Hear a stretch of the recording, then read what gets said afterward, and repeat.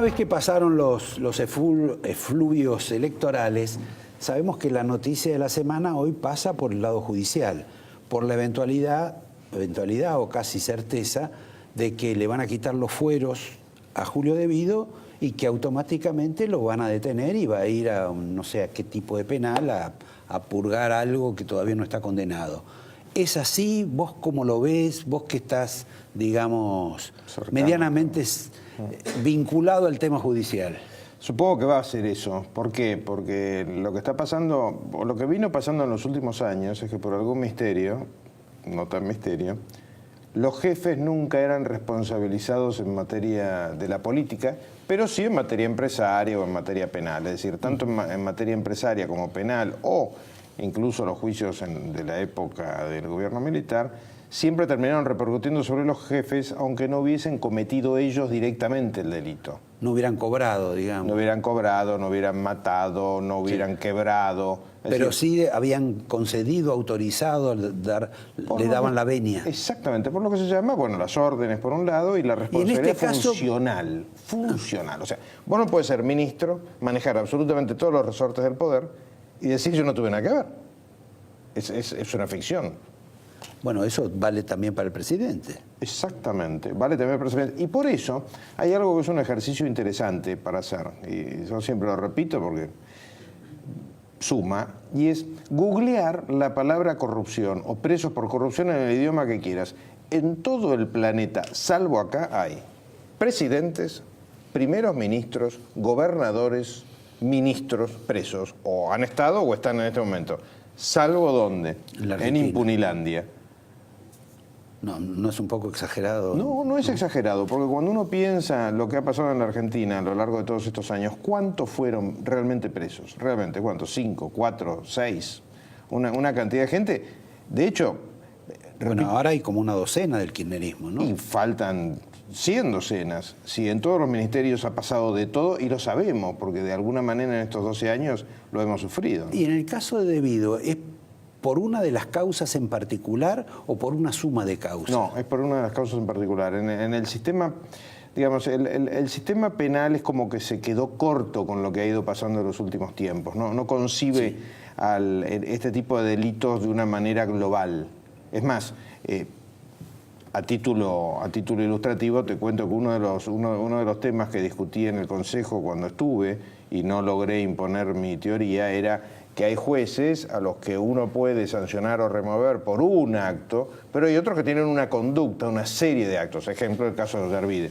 Bueno, eso no prosperó porque hay gente que todavía cree que tienen que ser actos individuales, que cuando hay una conducta de actos no es una actitud mafiosa. ¿Y cuál es en este caso la causa por la cual De Vido iría Río Turbio, está con el tema de Río Turbio. No es lo de YPF.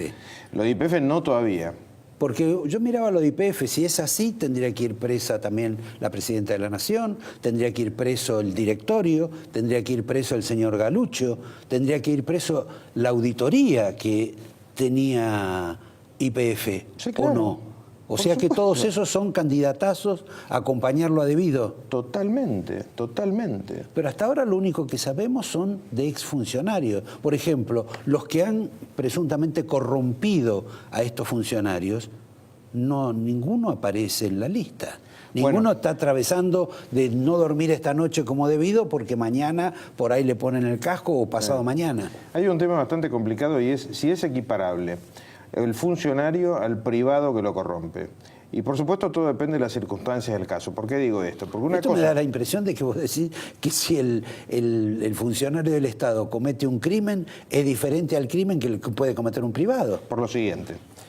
Una cosa es que yo tenga este vaso que vale 5 pesos y te lo quiera vender en 1000 y para eso te ofrezca ir, o sea, una nana, y yo esté currando al Estado, para decirlo en criollo.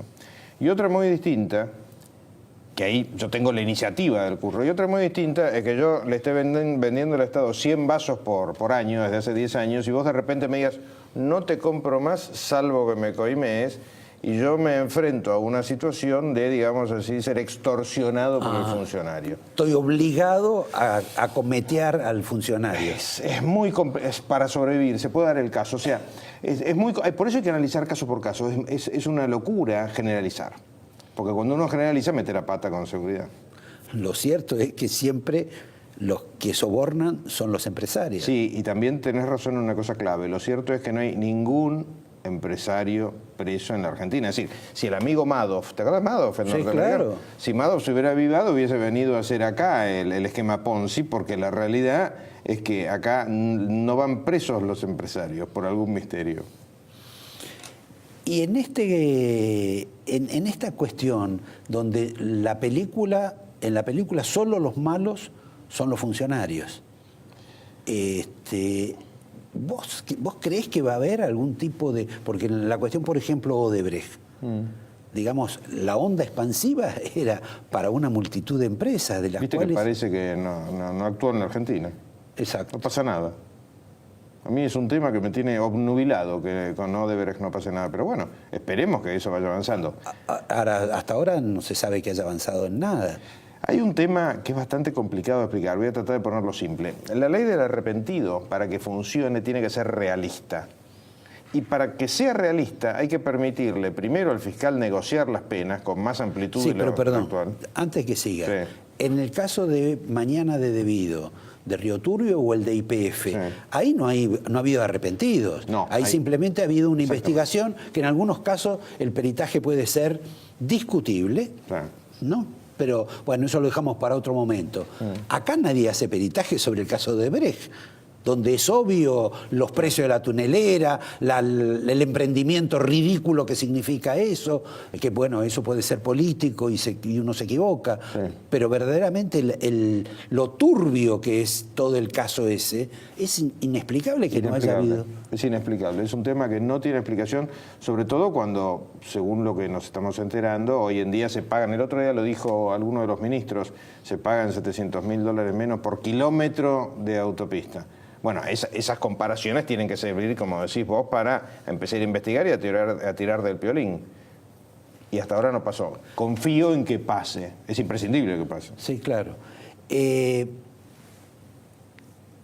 La prisión de Debido, que se suma a otras prisiones del señor Jaime, de contadores, etcétera, y la, digamos, cierta contundencia del poder de Macri en el gobierno, ¿no va a habilitar para que alguna persona, de un modo u otro, filtre cuestiones pasadas graves que hasta ahora ha hecho prolijo silencio, pensando que se iban a modificar las situaciones personales y que quizá crean que si filtran algún tipo de información se pueden beneficiar luego en el castigo?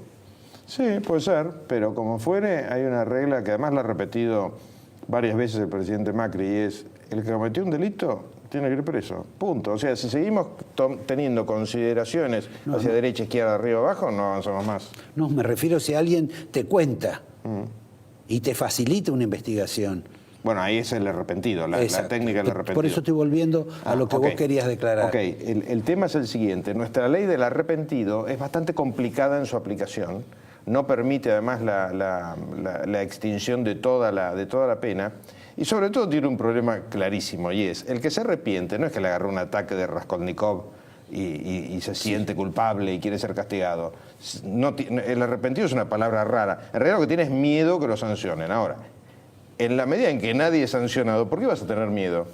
Si nadie va preso. Porque los 4 ejemplos que tenemos hasta ahora son, primero, nuevos, y segundo, hay uno solo con sentencia, o 2. Bueno, lo que ocurre es que los nuevos ya son inminentes sobre el resto de la gente. Cualquiera podría estar preocupado por recibir un sartenazo de esas características. Y encima vos sabés que hay otro detalle. Es cierto, pero todavía no tanto. Y encima hay otro detalle. El ministro de Justicia, Garabano, lo invitó a hablar al fiscal Di Pietro, sí, claro, que fue el que inició todo el manipulite en Italia. Y una de las cosas que decía Di Pietro era que él tomaba las declaraciones, lo que acá llamamos declaraciones indagatorias, primero sin avisar 2 meses antes para que no prepare el imputado con su abogado que va a decir. Y segundo, las tomaba a varias personas al mismo tiempo en lo que llamamos en la jerga las peceras, o sea, oficinas con paredes de vidrio. ¿Para qué? Para que todos se asusten de qué está declarando el otro y aflojen más rápido. Ahora, es un mecanismo casi cercano a la coacción. No, es un mecanismo casi cercano a la ley rigurosamente Sí, aplicada. me olvidaba que vos habías sido sheriff, y sí, te gusta eso.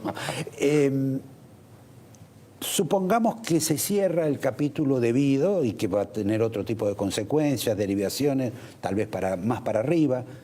¿Qué es lo que va a pasar con Gil Carbó? Porque Gil Carbó no tiene, digamos, la aureola de corrupción que reúnen la mayor parte o buena parte de los que han sido altos funcionarios del kirchnerismo. Sí.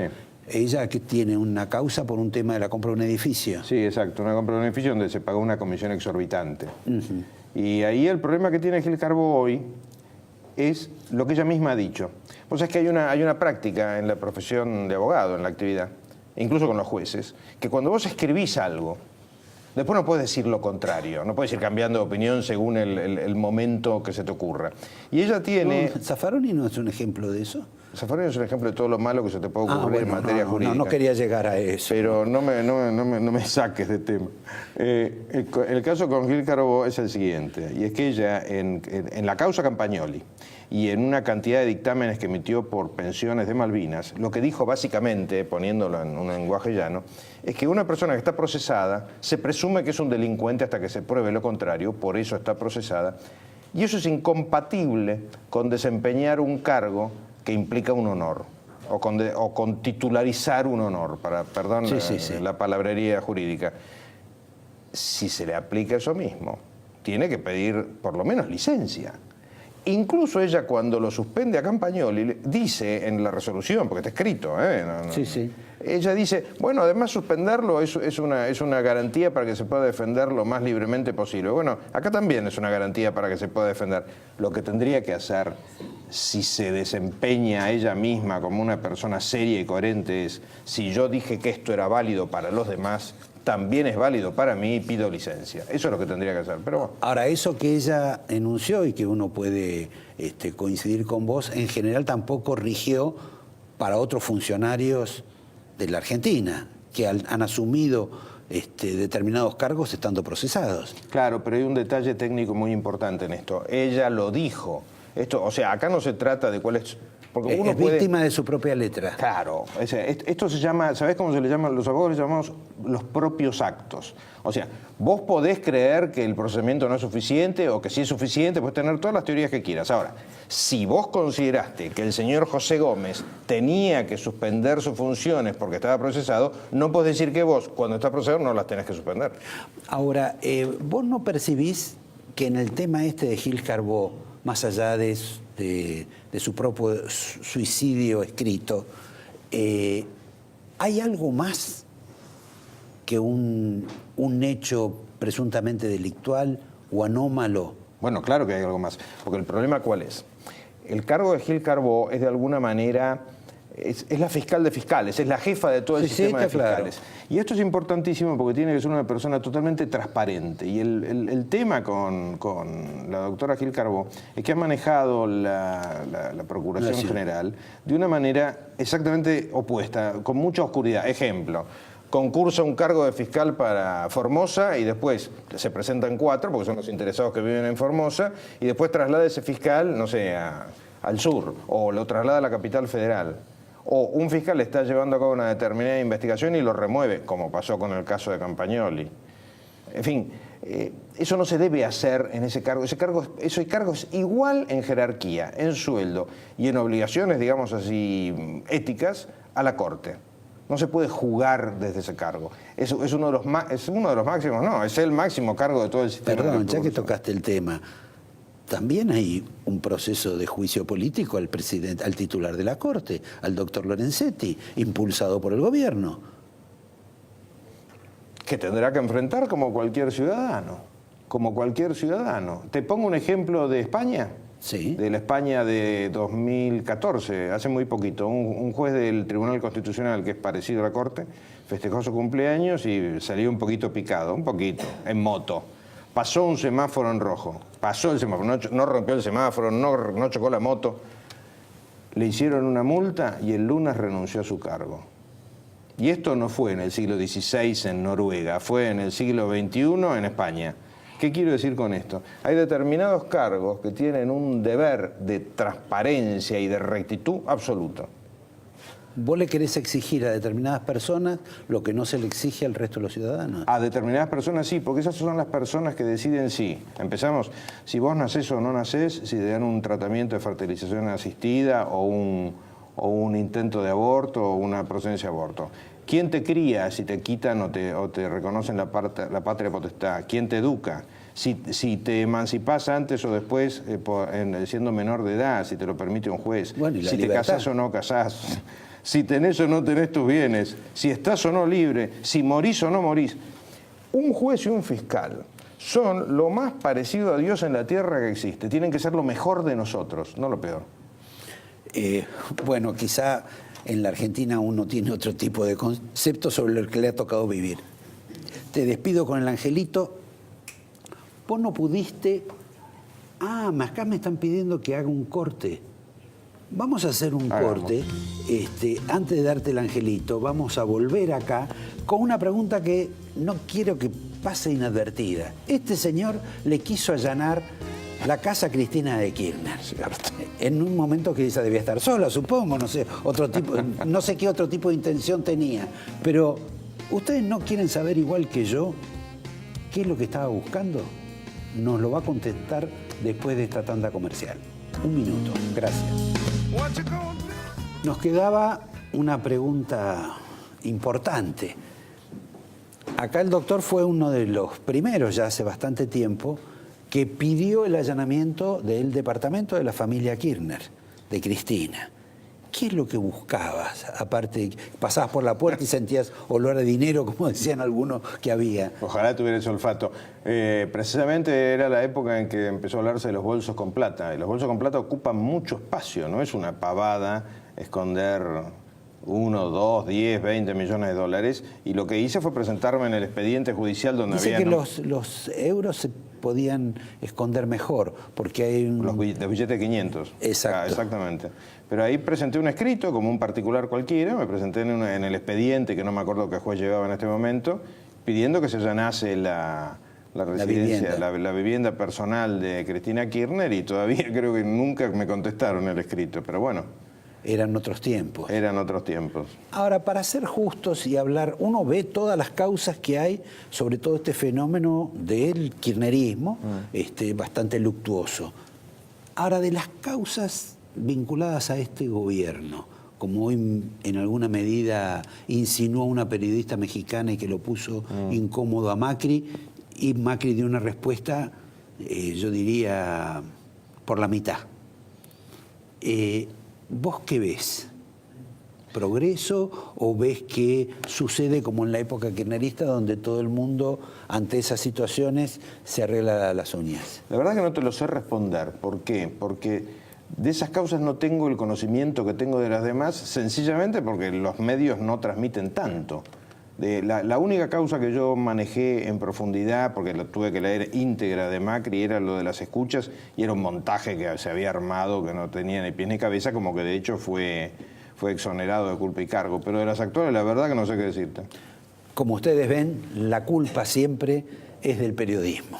Así que lo voy a despedir al doctor Fargosi. Les voy a decir que acá nos dejó Ibáñez este libro que se llama La Renovación Peronista para ustedes. Lo firmó y todo.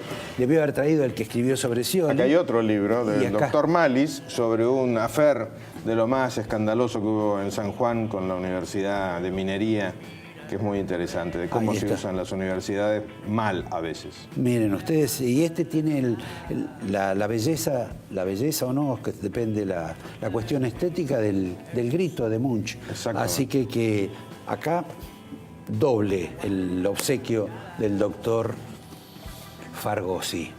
Gracias, Alejandro, gracias a ustedes. Los veo el próximo lunes. Espero que se hayan entretenido y que quizá algunas de las cuestiones que se dijeron acá se confirmen en la semana, por lo menos para validar las noticias. Nada más. Buenas noches.